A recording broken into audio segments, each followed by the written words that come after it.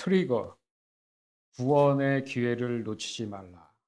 사도행전 24장 24절에서 27절 말씀으로 오늘도 귀한 이 구원의 기회를 다시 한번 확증하는 소중한 시간이 되길 주님의 이름으로 축원합니다. 아멘.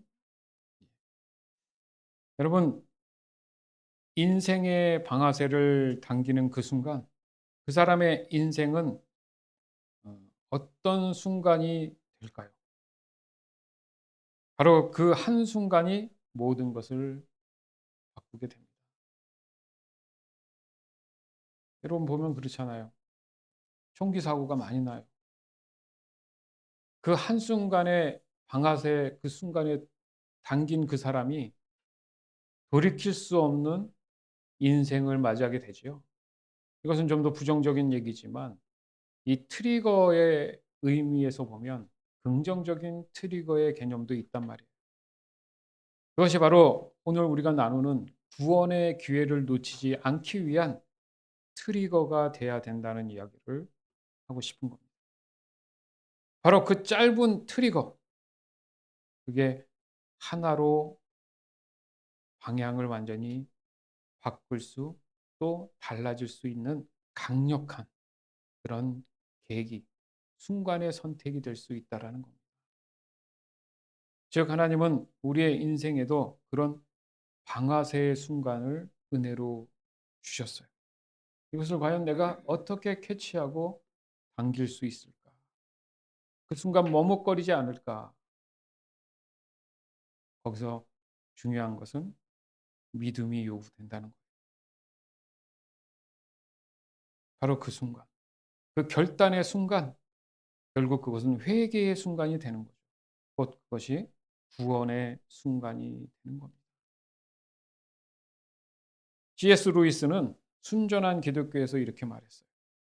하나님은 사람의 쾌락 속에서 속삭이시고 양심 속에서는 말씀하시며 고통 속에서는 외칩니다. 그것은 죄로 잠든 이 세상을 깨우기 위한 그분의 확성기입니다. 그렇습니다. 하나님은 우리를 늘 깨우고 계세요. 이것을 촉발한다고 하죠. 그분은 성령을 통해서 말씀이 우리의 심령을 찌를 때마다 지금이 바로 너의 때다. 방아쇠를 당겨라. 라고 말씀하십니다. 그렇습니다. 그 순간이 바로 하나님의 트리거가 작동하는 기회라는 거예요. 자, 오늘 본문 말씀을 통해서 좀 더 이 기회라는 의미를 이해하기를 원합니다. 바로 본문에 벨릭스라는 인물이 나오는데 이 벨릭스의 그 기회를 놓친 차마 방아쇠를 당기지 못한 그런 내용입니다. 사도행전 24장 24절에서 27절. 며칠 뒤에 벨릭스는 유대인의 자기 아내 드루실라와 함께 와서 바울을 불러내어 그리스도 예수를 믿는 것에 관한 가르침을 들었습니다. 그러나 바울이 정의와 절제하는 일과 장차 임할 심판에 대해 이야기하자 벨릭스는 두려워하며 지금은 그만하고 가시오. 시간이 나면 다시 그대를 부르겠소. 라고 말했습니다. 그러면서도 벨릭스는 바울에게 돈을 받을 수 있지 않을까라는 기대감에 바울을 자주 불러내어 함께 이야기를 나누었습니다. 두 해가 지난 후에 보르기와 베스도가 벨렉스의 후임으로 총독이 되었습니다. 그런데 벨렉스는 유대인들에게 환심을 사려고 바울을 그대로 감옥에 가두어 두었습니다. 네. 적어도 이 말씀을 보면 바울이 2년 내내 감옥에 좀 갇혀 있는 거죠. 그죠? 맞죠? 총독이 바뀌는 그 순간에도 바울은 감옥에 있었죠. 자, 그 와중에 2년 동안에 이 벨릭스라는 사람은 어, 수도 없이 바울을 불러서 이야기를 나눕니다.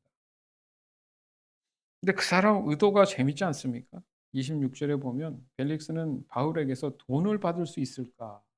참 복음을 들으면서도 2년 동안을 자기가 그만둘 때까지 바울을 만난 의도가 뭐였어요?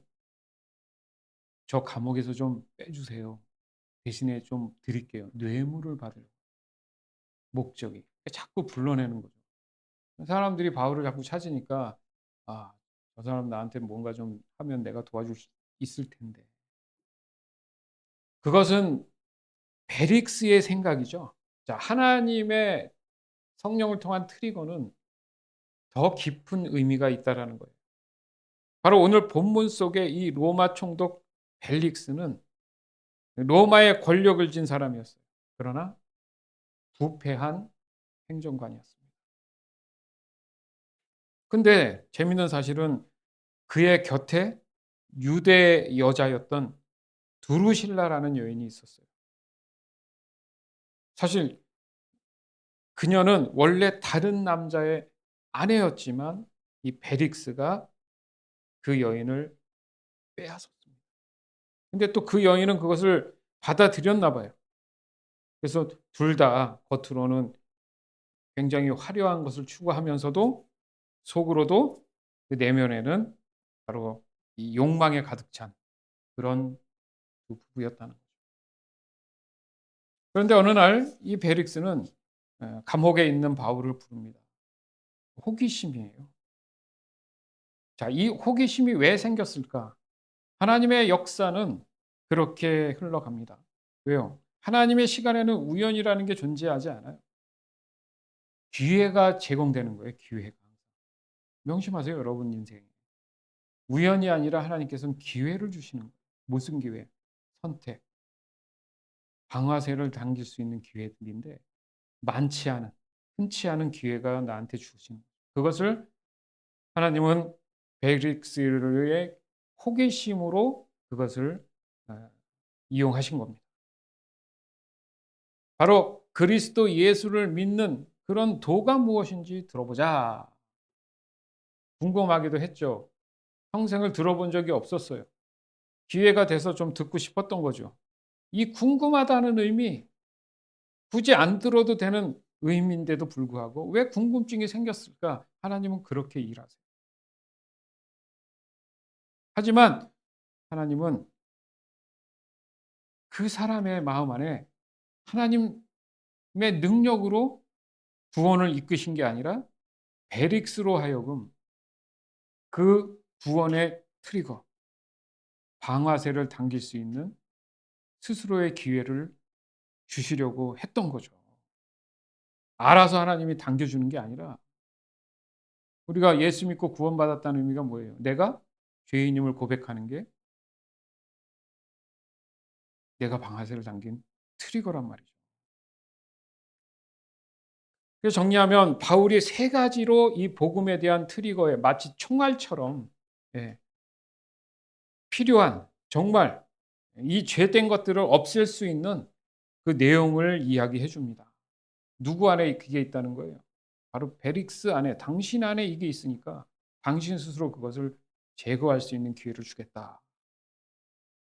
동의하느냐, 아멘 하느냐 이거죠. 그게 뭡니까? 세 가지가 의에 관한 거, 절제에 관한 거, 장차 베릭스 이 사람이 받을 심판에 대한 거. 이것을 베릭스의 마음을 향해서 하나님께서 주신 거예요. 즉 자신의 죄에 대해서 자신 스스로가 트리거를 할 수 있는 그런 계기, 기회를 주셨다는 거죠.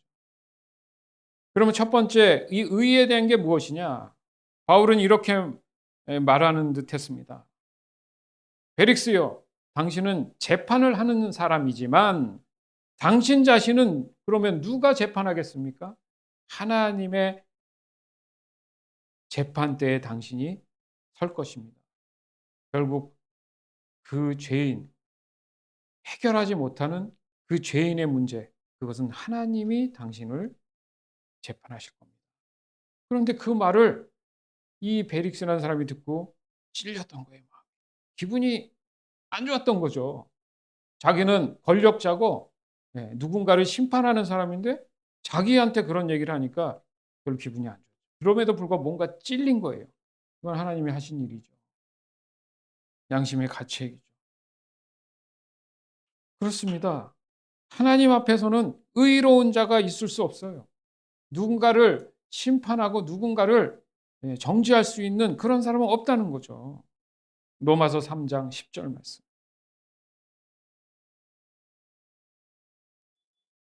기록되어 있습니다. 의인은 한 사람도 없다.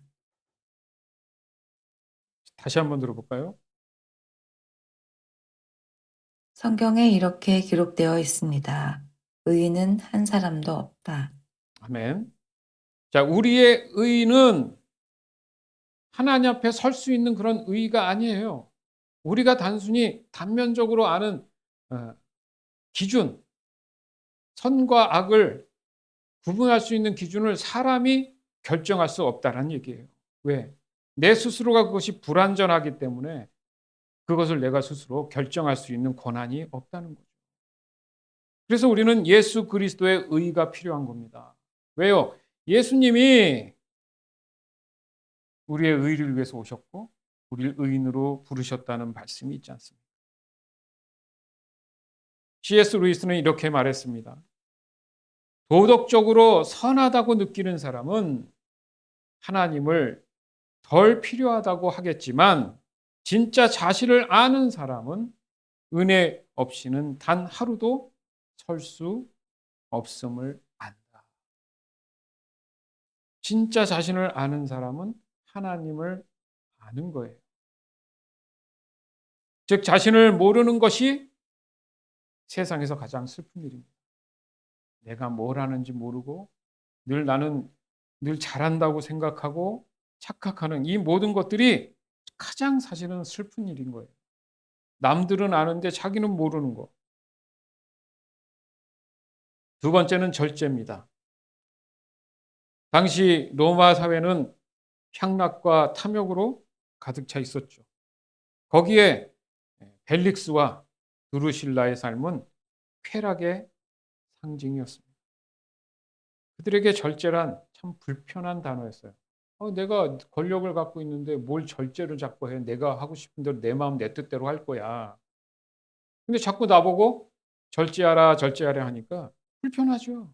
듣기 싫은 거예요. 내가 그런 말 들으려고 너를 부른 게 아닌데, 예? 왜 아부나 떨고 뇌물을 좀 줘서 어? 너를 풀어줄 수 있는 권한을 가진 사람인데 도리어 나보고 잘못이 있다고 얘기하니까 불편한 거죠. 그렇습니다. 지금을 살아가는 저와 여러분의 마음 안에도 이것은 항시 꿈틀거리고 있는 내용이에요.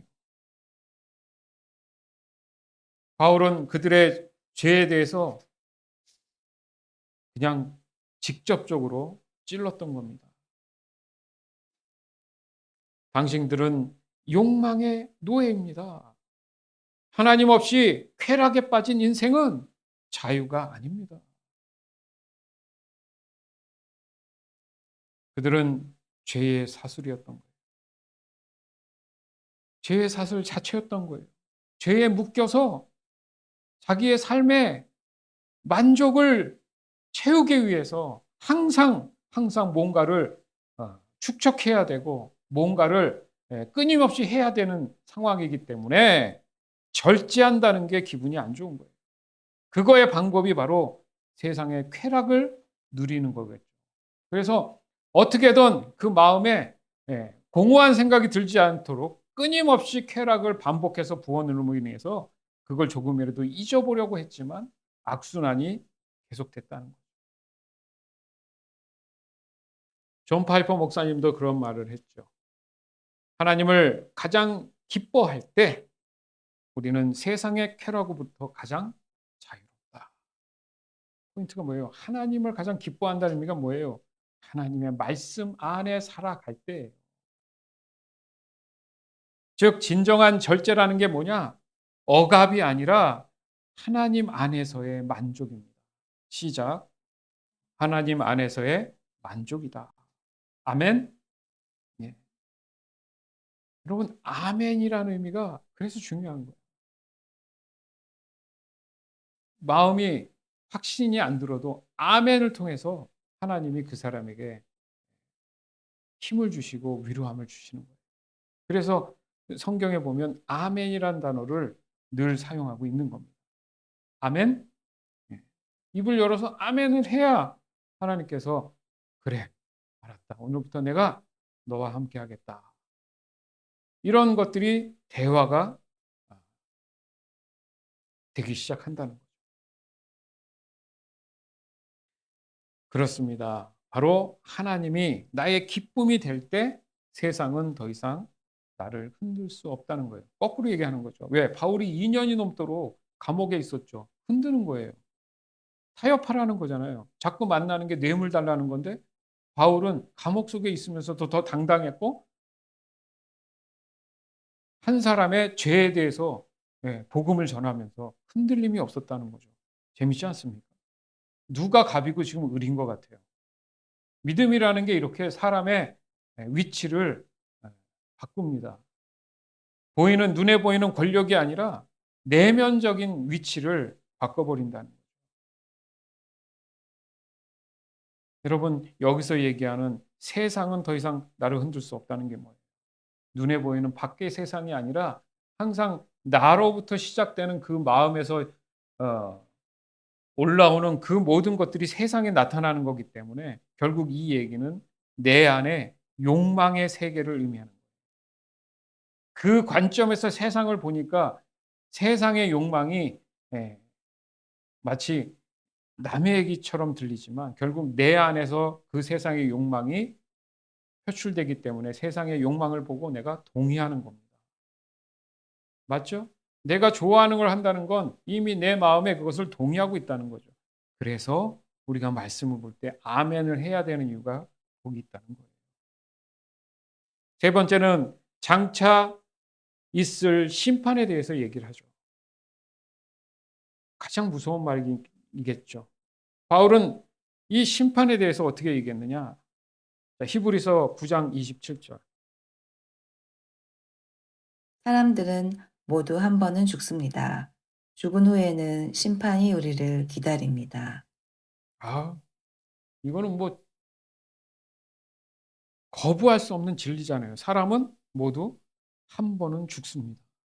그런데 이 죽은 후에 심판이 기다리고 있다. 이거는 재회가 없어요.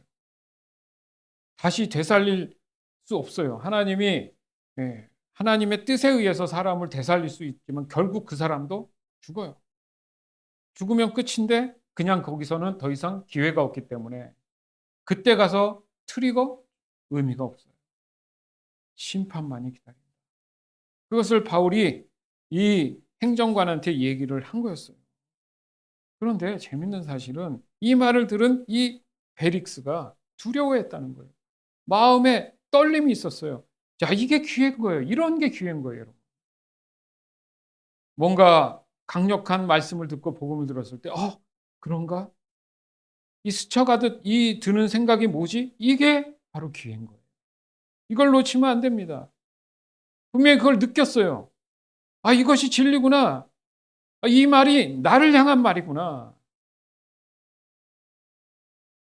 더 정확히 얘기하면 내 안에 원죄에 대한 타겟을 향한 방아쇠를 나에게 주신 거죠.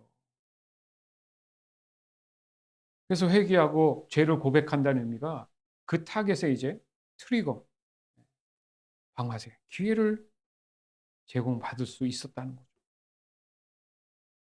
바로 그가 느낀 그 두려움, 그것이 바로 성령의 트리거입니다. 하나님께서 그의 마음에 방아쇠를 당길 기회를 제공해 주셨다는 거예요. 그런데 어떻게 했어요? 본문을 보니까 그 순간 그 방아쇠를 다시 거부했어요. 그리고 그는 말합니다. 바울에게 지금은 가, 지금 가. 예? 내가 나중에 시간 되면 또 부를게. 보내잖아요.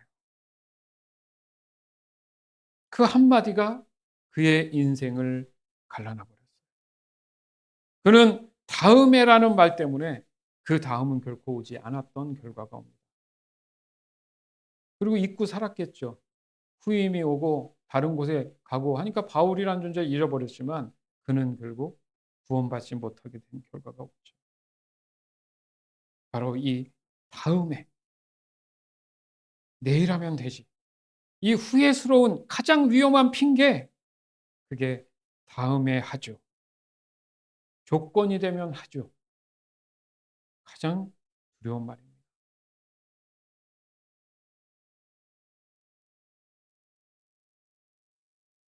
그렇습니다. 바로 사람의 비극, 그것이 바로 나중에 하겠습니다. 여러분 그거 아십니까? 사단 마귀가 그 영혼을 지옥으로 데려가는 가장 교묘한 방법이, 야, 지금 안 해도 돼. 괜찮아, 괜찮아. 나중에 해, 나중에.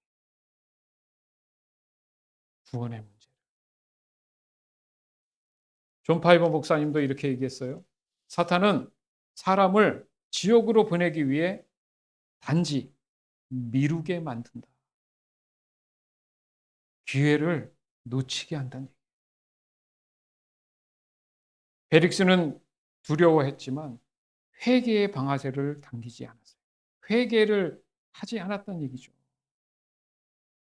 감동은 있었지만 결단하지 않았어요. 그의 양심은 점점 딱딱하게 굳어져 갔습니다. 즉 성령의 트리거가 사라졌어요. 성령의 불이 식어가고 꺼져갔습니다. 하나님께서 주신 이 구원의 트리거를 그는 스스로 거부하게 된 겁니다. 여러분 우리는 여기서 내 자신에게 다시 한번 적용할 필요가 있어요. 아 그렇구나. 구원이라는 것은 언젠가가 아니라 바로 right now. 지금이구나. 시작. 구원은 언젠가가 아니라 바로 지금이다. 고린도후서 6장 2절. 하나님께서 이렇게 말씀하셨습니다. 내게 은총을 베풀 때에 너의 말을 들었고 구원의 날에 너를 도왔다. 보십시오. 지금이 하나님께서 은총을 베푸실 때이며 지금이 구원의 날입니다. 아멘. 다음에 해, 내일 해, 이 얘기 안 하잖아요. 과거에 해, 지금이 구원의 날입니다. 이 말을 듣는 순간 그게 내게는 방아쇠를 달길 기회가 된 거예요. 즉 하나님은 언제나 지금을 통해서 일하세요. 여러분 과거도 아니고 미래도 아니고. 왜요? 지금이 곧 과거고 미래니까. 지금 말하는 순간 과거가 됐고 미래가 됐으니까. 항상 신앙, 그리스도인은 지금이 중요한 거예요. 지금이. 오늘 지금 이 자리에서 성령께서 말씀하실 때 나는 반응해야 됩니다. 즉각 순종해야 되는 거예요. 방아쇠를 당기는 것, 그 선택에서 내가 머뭇거려서는 안 됩니다. 그래서 C.S. 루이스는 이렇게 얘기했어요. 지금 이 순간이야말로 영원을 준비하는 유일한 시간이다. 오늘 성령이 그 마음을 찌르신다면 그때가 바로 하나님의 성령의 트리거가 작동되는 그 시간이에요. 그때 아까도 말씀드렸지만 아멘이 탕 당기는 순간이에요. 그래서 아멘을 하려는 거예요, 여러분. 의도적으로 아멘을 하는 게 중요한 거예요. 기회를 줬을 때 내가 땡겨야 되는 거예요. 자, 땡긴다 그러죠. 방아쇠를 땡길 때 앞으로 밀지 않아요. 나 쪽으로 땡기는 거예요. 땡겨야 되는 거. 갖고 와야 되는 거라는 얘기예요. 갖고 와야 되는 거예요. 그러니까 방아쇠를 땡기라는 말이 뭐라고요? 아멘. 아멘. 누가 시켜서가 아니라 항상 입을 내서 소리를 내서 해야 합니다. 마치 훈련처럼 내 입에 배어 있어야 되는 거예요. 그때 그 방아쇠를 당기는 순간 저와 여러분의 삶에 구원의 역사가 시작되고 변화가 일어나는 겁니다. 한 청년이 있었습니다. 젊으니까. 그는 늘 이렇게 얘기했어요. 아, 언젠가 진심으로 하나님께 내가 돌아갈 거야. 아, 지금 너무 바빠. 그리고 어느 날 친한 친구가 죽은 소식을 들었습니다. 그때 순간 깨달았어요. 그것도 하나님이 깨닫게 하신 거죠. 아까 호기심이 있는 것처럼 갑자기 생각이 난 거예요. 내가 미뤘던 그 구원의 문제가 생각이 난 거예요. 저 친구처럼 저렇게 되면 나는 어떡하지? 언젠가라는 게 나를 구원을 보장해 주지 않는구나. 그 자리에서 꼬꾸라져서 눈물 콧물 흘리면서 회개하고 주님, 지금이 저의 때입니다. 제 마음의 문을 열어주시고 제가 성령이 주신 그 트리거, 구원의 방아쇠를 당기겠습니다. 그래서 그날 이후로 늘 하나님이 우선인 그런 삶을 통해 언젠가 그 죽음을 맞이할 수 있는 그런 감사의 기쁨의 그 시간들을 보냈다. 그겁니다. 바로 그날이 지금 이 순간이 돼야 된다는 거예요. 젊은 친구의 얘기만 그렇겠습니까?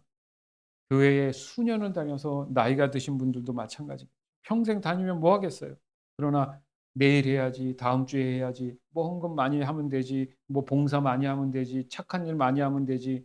구원은 관심이 없고 계속 종교 생활, 종교놀이만 하다가 뭐 나중에 해야지. 구원에 대한 문제는 뭐 언젠가 하면 되지 않을까? 이런 막연함 속에 살았다고 생각해 보세요. 그런데 어느 날 갑자기 예배 시간에 심장마비가 왔다고 생각해 보세요. 극단적인 얘기일 수 있지만 모르잖아요. 생각할 틈이 없죠. 심장마비가 오면. 얼마나 슬픈 결과를 맞이하게 되겠습니까? 늘 이 기회를 미룬다는 것, 여러분 항상 우리가 놓쳐서는 안 되는 거예요. 세상 일에 바쁘다고 미루지 말아야 됩니다. 네. 내가 더 좋아하는 일이 있다고 미뤄서는 안 돼요. 하나님을 사랑하는 일은 어떤 것도 그 순위에 자리를 차지하지 못합니다. 자, 정리하고 한번 결론을 해보겠습니다. 하나님은 무한한 사랑을 주셨지만 그 무한한 기회를 우리가 놓칠 수 있다라는 거예요. 오늘 본문에 벨릭스는 단 한 번의 기회가 있었지만 놓쳤어요. 그는 뭐라 그랬어요? 지금은 가라. 나중에 얘기하자. 하나님은 그에게 구원의 문을 닫았습니다. 더 이상 기회가 존재하지 않았어요. 하나님은 지금 이 순간에도 누군가의 마음을 두드리고 계세요. 성령의 트리거를 얹어주시기를 바래요. 즉 오늘도 하나님은 우리의 삶의 문 앞에서 나의 앞에 계십니다. 그분의 성령의 트리거를 내게 내밀고 계세요. 하지만 그 방아쇠를 당길 수 있는 것은 저와 여러분의 선택에 있다라는 게 중요한 겁니다.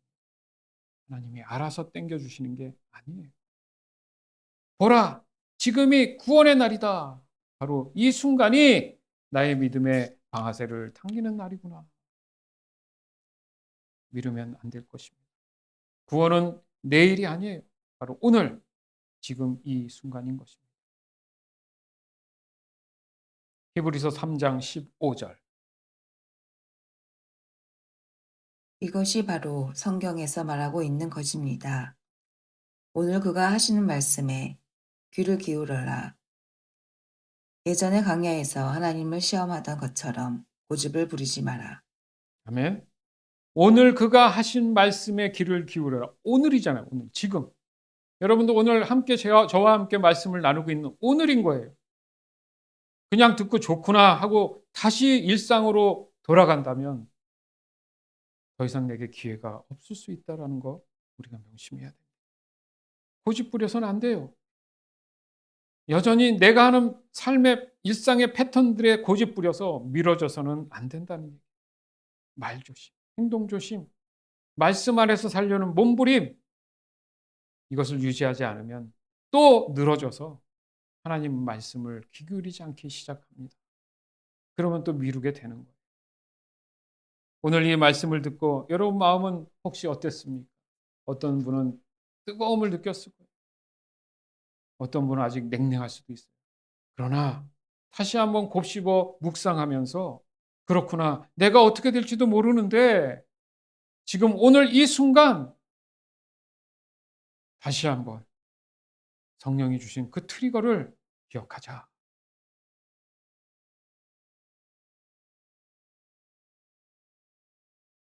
바로 저와 여러분의 인생에 방아쇠를 당기기를 원하십니다. 그게 언제라고요? 바로 지금이에요. 지금이 바로 저와 여러분의 구원의 날입니다. 아멘.